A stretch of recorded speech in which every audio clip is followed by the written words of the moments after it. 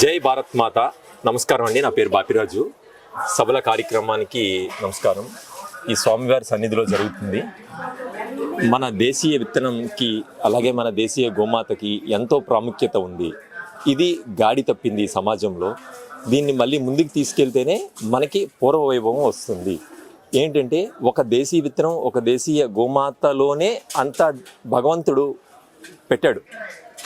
దీని ద్వారా మనం పంటలు పండించుకుని రసాయన వ్యవసాయాన్ని ముగింపు పలికి మనం దీన్నే ముందుకు తీసుకెళ్ళాలి.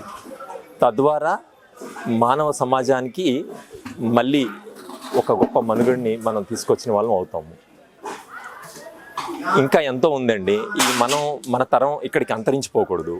ఇది మన భావితరాలకి ఒక స్ఫూర్తిదాయకంగా వెళ్ళాలి.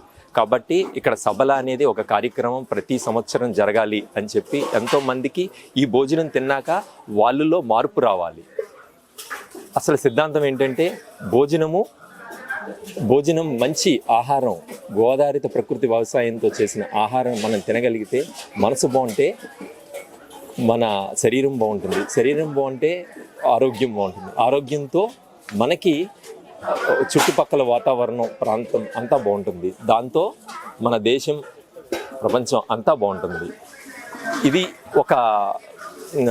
ఒక సంకల్ప స్ఫూర్తితో దీన్ని ముందుకు తీసుకెళ్ళాలి. తద్వారా ప్రతి సంవత్సరం ఇది సభల కార్యక్రమం జరగాలని ఆకాంక్షిస్తున్నాను.